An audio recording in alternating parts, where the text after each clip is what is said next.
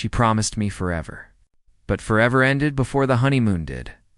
I thought marriage meant loyalty, but I was wrong. Her lies started the moment she said I do. But the day I discovered the truth, I made sure she'd remember what betrayal really feels like before I tell you how my wife's affair destroyed everything I believed in and how karma found her in a way she'd never expected make. Sure, you'll like this video. Share it with someone who believes in loyalty, and subscribe for more real stories that hit deep. I still remember the way she looked at me that day, like the world stopped spinning for just us. The music, the lights, the smiles. Everything felt unreal, almost like a movie. I'd never seen anyone glow the way Clara did when she walked toward me. Her eyes were steady, filled with promises I thought would last a lifetime. When she said, "I'll never leave you, Elias. You're my forever," I believed her without hesitation. That moment, I wasn't just a groom standing at the altar. I was a man who thought he'd finally won at love. The early days of our marriage felt like living inside a dream. We laughed over burnt toast, stayed up late watching old movies, took long drives with no destination. Every morning I'd wake up next to her and think, this is what peace feels like. She'd kiss my forehead before work and whisper that she couldn't wait to grow old with me. I didn't know then that her forever had an expiration date. It started with small things. Her phone would light up late at night, and she'd smile at the screen before turning it face down. When I asked, she'd say, "Just work stuff, nothing important." And I trusted Herbie, because that's what love does. It blinds you to the shadows growing right in front of you. I noticed her laughter changed too. It used to be easy, honest. But suddenly, it felt forced, like she was performing happiness instead of feeling it. Still, I kept telling myself it was just stress, just a rough patch.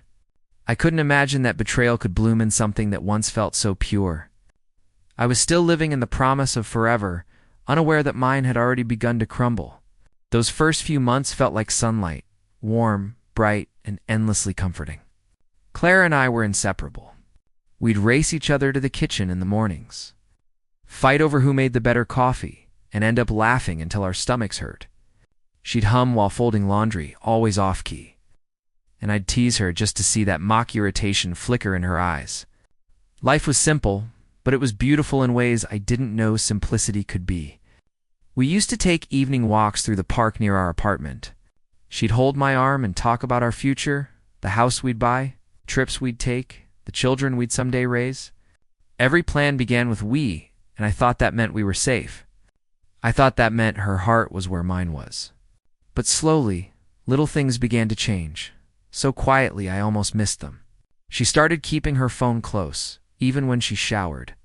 She laughed at messages she never showed me, and when I asked what was so funny, she'd brush it off, saying you wouldn't get it. She started working late, sometimes not coming home until midnight. And still, I believed every excuse. Because I wanted to. Because the idea of her lying to me felt impossible. She'd kiss my cheek and tell me I worried too much, and somehow that was enough to silence my doubts. But deep down, something small had started to ache, an instinct I didn't want to name. I told myself love required trust, even when things didn't make sense. I didn't realize I was trusting someone who had already started rewriting the definition of forever behind my back. It was a Tuesday night, one of those evenings that should have been ordinary. I was sitting on the couch, half asleep, when Clara's phone buzzed beside me. Just once, then again, and again. 3 messages, one after another, from the same name I didn't recognize, Rhett. My heart skipped, but not out of anger. Out of confusion. She'd never mentioned anyone by that name. I picked up the phone without meaning to. It was instinct. The screen lit up and I caught a glimpse of the last message. Can't stop thinking about earlier. Before I could process it, Clara walked in, saw the phone in my hand, and snatched it away. Her reaction said more than her words ever could. She laughed nervously, brushed it off as a work joke, and called me paranoid. I wanted to believe her. God, I wanted to. But a part of me, the part that still believed in us, began to ache in a way that didn't stop. From that night on, I noticed everything. The way she smiled when her phone vibrated, the way she'd tilted slightly so I couldn't see, the way her perfume lingered when she said she'd been working late. I started asking questions carefully, hoping for reassurance, but her answers only deepened my unease. One night I watched her reflection in the window as she typed, smiling softly. That smile used to belong to me. I remember sitting there, feeling something inside me fracture quietly. I didn't confront her, not yet. Instead, I convinced myself I was imagining things, because it was easier to be blind than to accept that forever might already be slipping away. And that was the first night I truly felt alone in my marriage. It's strange how silence can feel heavier than words. Hours started creeping in slowly, like fog filling a room you didn't realize had windows open. Clara and I stopped laughing as much. Our dinners grew quieter. The warmth that once wrapped around us turned cold without either of us saying why.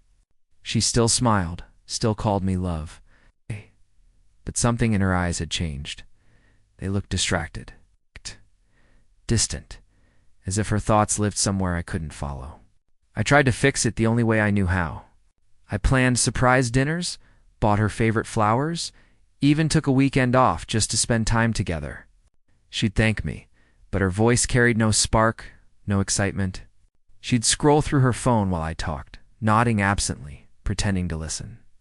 It felt like speaking to someone who'd already left. One night I reached out to hold her hand while we were watching a movie.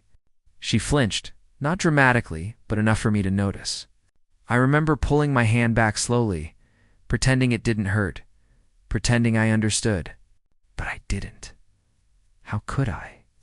We were only months into our marriage, and I was already mourning something that was supposed to last a lifetime. She started coming home late again, blaming deadlines and clients who just wouldn't stop calling. I wanted to believe her, every excuse sounded practiced. But I clung to them anyway, like lifelines in a sinking ship. That's the thing about love. It teaches you to make excuses for the very person who's breaking you. And as the distance between us grew wider, I kept pretending it wasn't there, hoping that somehow, if I ignored the cracks long enough, the promise would heal itself. It was a quiet Friday evening when my best friend Jordan called. His voice sounded hesitant, almost careful, like he was about to say something he didn't want to. We hadn't spoken in a while. I'd been too busy pretending my marriage was perfect, but he got straight to the point. "Elias," he said slowly, "I saw Clara today." She wasn't alone. Those words sank into me like ice. For a moment, I couldn't breathe. I asked him what he meant, but my voice cracked halfway through. Jordan explained he'd seen her at a cafe downtown, the one she and I used to visit every Sunday. She was sitting with a man, laughing, leaning close, her hand resting on his arm. "It didn't look like work," he said softly. I remember gripping my phone so tightly my knuckles turned white. But even then, I defended her. I told him he must have been mistaken, that maybe it was a colleague or an old friend. He didn't argue, but the silence that followed told me he didn't believe that, and deep down, neither did I after the call. I sat in the dark for a long time, just staring at the empty space beside me on the couch where she used to sit. Every memory we'd made in that apartment suddenly felt tainted, like the walls themselves had heard the lie before I did. When Clara came home later that night, smiling, acting normal, I searched her face for any sign of guilt. There was nothing, just the same soft voice, the same practiced affection. And in that moment, I realized something painful. Sometimes, betrayal doesn't scream. It smiles. It kisses your cheek goodnight and tells you it loves you. I don't think I'll ever forget that night. It was supposed to be a surprise, one of those small gestures husbands make when they're trying to keep the spark alive. Clara had told me she'd be working late again, finishing a client pitch with her team. I'd spent the whole day thinking about how tired she must be, how happy she'd feel if I showed up with her favorite coffee and some flowers. I wanted to remind her that someone was waiting for her, loving her, still believing in us. When I walked into her office building, everything felt off. The lights on her floor were dim, and the front desk clerk gave me a strange look when I said her name. He hesitated, then said softly, "She's still here." In the conference room, I remember my heartbeat slowing down, heavy and uneven, as I walked toward the glass-walled room at the end of the hall. Through the half-open door, I saw her. She was sitting close to a man, Rhett, the same name I'd seen on her phone. They were laughing, faces inches apart. His hand brushed hers, and she didn't pull away. She looked happy, happier than she'd been with me in months. I didn't go inside. I couldn't. I just stood there, frozen, holding those damn flowers. The petals trembled between my fingers just like I did. In that single moment, every memory we had together shattered, every kiss, every promise, every I love you, all turned into a lie wrapped in a smile. I left before she saw me, walked out into the cold night and realized something I'd never wanted to believe. I hadn't lost her that night. She'd been gone for a long time.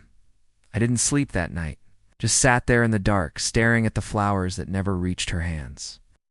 Every minute replayed in my mind her laughter, his touch, that look of comfort between them. By the time the sun came up, my love had turned into something hollow. I wasn't angry yet, just numb. It's the kind of numb that makes your heart beat slower, as if it's trying to protect you from breaking completely. When Clara walked through the door the next morning, still wearing the same clothes from the night before, I didn't ask where she'd been. I just looked at her, really looked, and realized how much I didn't recognize her anymore. The woman I married had been replaced by someone who didn't even flinch when she lied. "Where were you?" I asked quietly. My voice sounded foreign to me, calm but trembling underneath. She hesitated, then smiled that same empty smile and said, "You wouldn't understand, Elias. It's work." I pulled my phone out and placed it on the table. The pictures were right there, her and Rhett laughing together. Her face dropped instantly. I didn't shout at first. I waited for her to say something, to explain, to beg, maybe. But all she said was, "It just happened." Those 3 words broke whatever was left of me. I remember my hands shaking, my breath coming out uneven. I asked her, was I not enough? And she whispered, "You were too perfect." I needed something real. Something inside me snapped. The room echoed with my voice, angry, raw, painful. I didn't hit her again, but the silence that followed hit harder than any slap could. And in that silence, our marriage finally died. After she left that morning, the house felt like a museum of ghosts. Every corner held a memory that refused to die. Her perfume still lingered on the couch, her hairbrush still sat by the mirror. And her laughter god, that laughter still echoed in my head, like it didn't know she was gone. I walked from room to room, unable to stop myself from touching her things, as if my fingers could somehow bring back the woman I thought I knew. But the truth had already burned through everything. Days blurred together after that. I stopped eating, stopped answering calls, stopped caring about work. People said time heals everything, but they never tell you that time also replays everything. Us. Every lie, every smile, every moment you thought was real. Sleep became impossible because every time I closed my eyes, I saw her, not as she was, but as she pretended to be. One night, I looked at our wedding photo, the one where she was laughing, holding my hand like she never wanted to let go.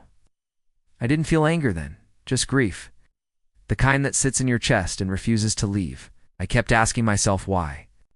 Why she'd risk everything for someone who meant nothing. Why I didn't see it coming. Why love can make you so blind. But eventually, the grief started turning into something else. It's not revenge, not hate, just a quiet resolve. I realized I couldn't save her, but I could save myself. That night, I packed her things into boxes, sealed them shut, and left them outside the door. As I closed it behind me, I whispered to the empty room, "This isn't your home anymore." And for the first time, I meant it. Revenge wasn't my first thought, at least not at the beginning. I wanted to move on, to bury the memories, to forget. But pain has a way of whispering in your ear, reminding you of every wound you tried to ignore. Weeks passed, and while I tried to heal, I found out something that changed everything, Rhett. The man she'd destroyed our marriage for was married too. Married to a woman named Evelyn. And suddenly, I realized karma didn't need my help. It just needed a little nudge. I didn't do anything impulsive. I took my time, just like Clara had taken hers to lie. I started gathering proof, the photos, the texts, the receipts she never thought I'd notice. Every detail became a puzzle piece, fitting neatly into the picture of her betrayal. For once, I didn't cry. I didn't shake. I just planned. There was something strangely calm about it, like I was finally taking control of the story she'd stolen from me. When I reached out to Evelyn, I didn't use my name. I sent everything anonymously, every piece of evidence, every proof of what our so-called partners had done behind our backs. I didn't add a message. I didn't need to. The truth spoke for itself. That night, as I sealed the envelope and slipped it into the postbox, I felt a peace I hadn't felt in months. Not joy, not satisfaction, just quiet justice. I wasn't destroying her life. I was simply giving the truth a voice. And I knew the truth had sharp edges. It would cut where it needed to. As I walked away, I whispered to myself, let karma do the rest. And deep down, I knew it would. It didn't take long for the storm to hit. Just a few days after I sent everything, the first cracks began to show. Clara called me out of nowhere, her voice shaking, words stumbling over each other. Elias, did you do something? She asked. I didn't answer. I didn't need to. The panic in her tone told me karma had already found her doorstep. News spread fast. Evelyn Rhett's wife didn't stay silent. She exposed everything. Screenshots, photos, dates. Within hours, the truth was everywhere. Rhett's company suspended him pending an investigation into inappropriate conduct. Clara. She was right there in the middle of it. Her perfect professional image shattered overnight. The woman who once thrived on admiration now hid behind closed curtains. I didn't celebrate. I didn't even smile. I just sat in silence, watching the universe balance itself. There was something poetic about it. How easily the lies they'd built crumbled under the weight of their own arrogance. Clara called again the next day, sobbing, saying she'd lost her job, her friends, her reputation.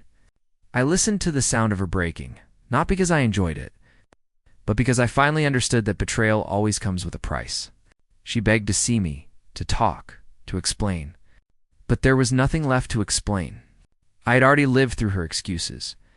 So, I let her words fade into the static of the phone call and quietly hung up. That night, I looked out my window and felt something I hadn't felt in months. Calm. Not because she suffered, but because justice didn't need my hands to deliver it. Karma had done what I couldn't, and for the first time, the silence in my home felt peaceful, not empty. Months passed. The chaos faded, but the memory lingered like an old scar. I'd moved to a quieter apartment by then, smaller, simpler, but peaceful. I'd started rebuilding myself, piece by piece. No more sleepless nights, no more endless questions. I was learning that healing doesn't mean forgetting. It means accepting that some chapters end before you're ready. One evening as I was leaving work, I saw her again, Clara, standing across the street, thinner, worn out, eyes hollow. The woman who once carried herself with effortless grace now looked like someone who'd been running from her own reflection. She didn't see me at first, but when our eyes finally met, her face crumbled. She crossed the road, calling my name, her voice breaking. She said she was sorry that she'd lost everything. Her job, her friends, even Rhett, who had left her when things got bad. I deserve this, Elias, she whispered, tears trembling on her lashes. I know I do.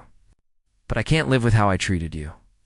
For a moment I saw flashes of who she used to be, the woman I once loved, the laughter, the warmth. But all I felt now was distance. I didn't yell, didn't curse. I just told her softly, we both got what we gave. You taught me that love without loyalty means nothing. And I guess life taught you the same. She nodded, crying quietly, and walked away. That was the last time I ever saw her. I stood there not as a man seeking revenge anymore, but as someone who'd finally let go. It wasn't hate that freed me. It was peace. And sometimes, that's the kind of karma no one sees coming. It's strange how life has a way of teaching you through pain. Looking back now, I don't see myself as a victim anymore. I see a man who loved deeply, lost painfully, and learned quietly. Clara's betrayal didn't destroy me, it redefined me. It forced me to see that love isn't just about promises. It's about truth.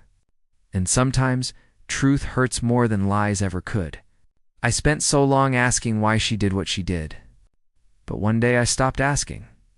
Because the answer didn't matter anymore. Some people don't know how to hold something pure without breaking it. They mistake excitement for connection, attention for affection, and in chasing what's temporary, they lose what's real. That's what happened to her. That's what almost happened to me. Now my mornings are quiet again, but not lonely. I wake up, make my coffee, watch the sunlight crawl across the walls, and breathe.